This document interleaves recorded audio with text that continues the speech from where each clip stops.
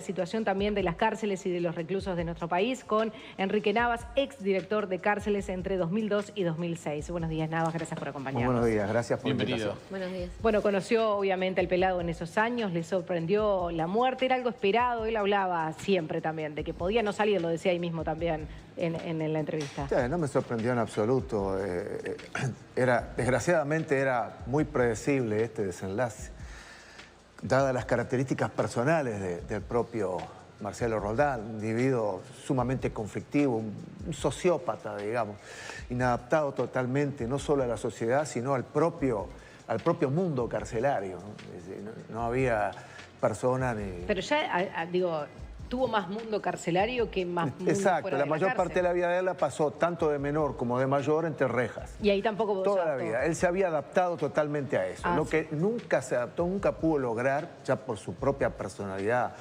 de sociópata o algo de psicópata, que también lo tenía, era a mantener una relación mínima de convivencia con los propios presos y ni que hablar con los policías penitenciarios, que son los que tenían que lidiar con él todos los días. Sabiendo que tiene que estar por años ahí, ¿no? Tratando de... Exacto.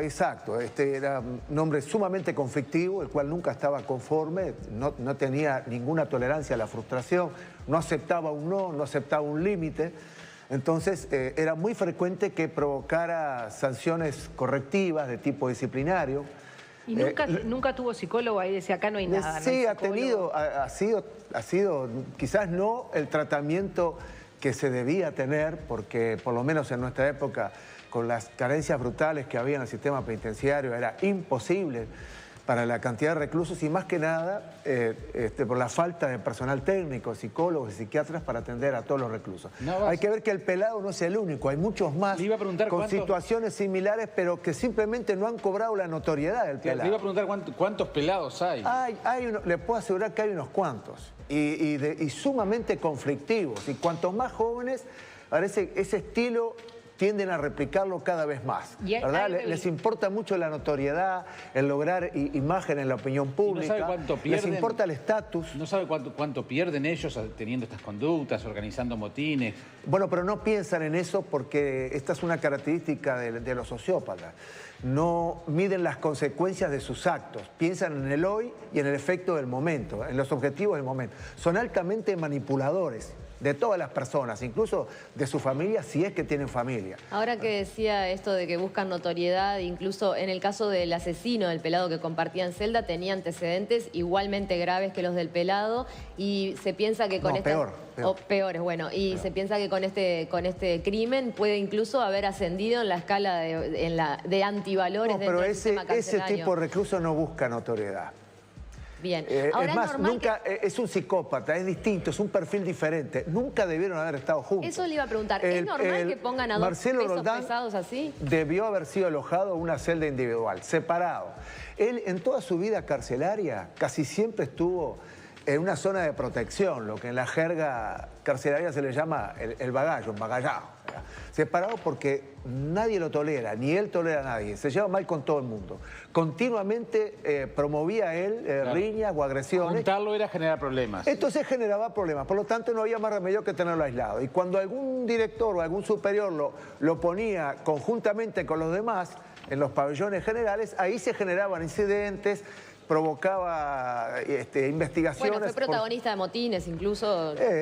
Sí, ha protagonizado motines, varios motines, como también se ha opuesto también a motines según Él se jactaba de haber cerrado Miguelete. Especialmente de menor. La trayectoria como de menor del pelado fue quizás algo peor que la de mayor. Ahí fue cuando cometió sus hechos de sangre, los homicidios, que mató al hijo en el asalto a la vinería, a este joven. Que no estuviera solo en esta situación, habla del hacinamiento que hay en las cárceles, habla de una imposibilidad de infraestructura. Bueno, habla ante todo de incapacidad brutal de gestión. Incapacidad brutal en la gestión penitenciaria. Esto para mí es producto de toda esta malhadada reforma que ha implementado el gobierno en las cárceles, retirando a los policías penitenciarios que tienen experiencia y conocen del manejo de las cárceles, sacándolos e introduciendo personal civil nuevo, sin experiencia, en vez de hacer una transición gradual. ¿verdad? En donde los nuevos tienen que aprender a manejarse con la población reclusa. La mayoría de los policías penitenciarios están fuera del sistema penitenciario, están en las jefaturas.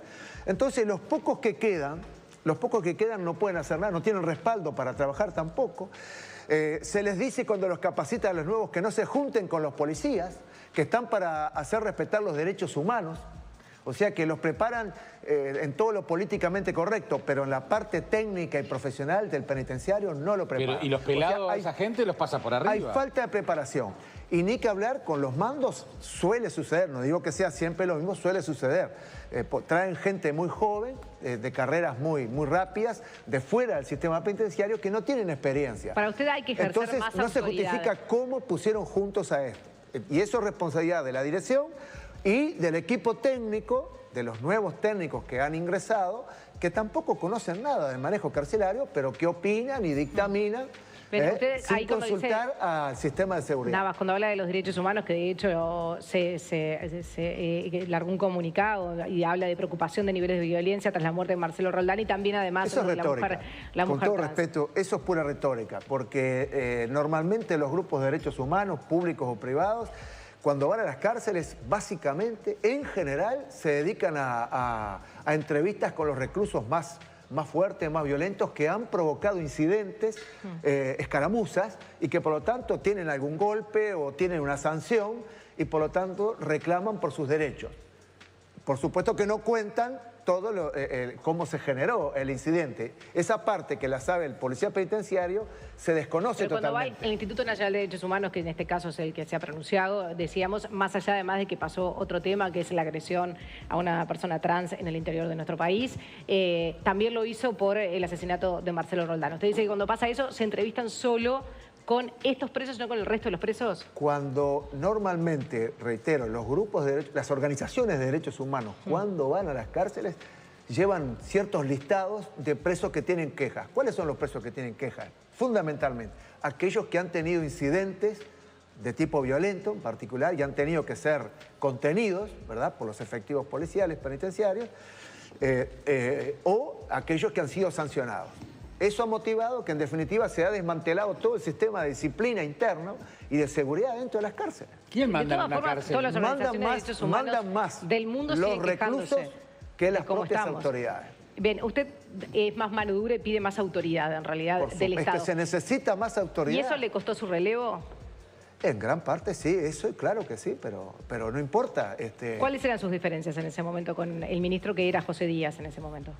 Pretendía precisamente un sistema excesivamente liberal para la gestión penitenciaria, desconociendo la realidad que se vivía además en ese momento. Veníamos de pasar unos cuantos años con unas carencias brutales de alimentación, de personal, ni que hablar, de los elementos básicos, ¿no? Medicamentos, etcétera. Y se pretendía también una serie de disposiciones que iban a afectar el orden y la seguridad. Entonces nosotros no nos oponemos, atención, cuidado, a todo lo que es programa de rehabilitación.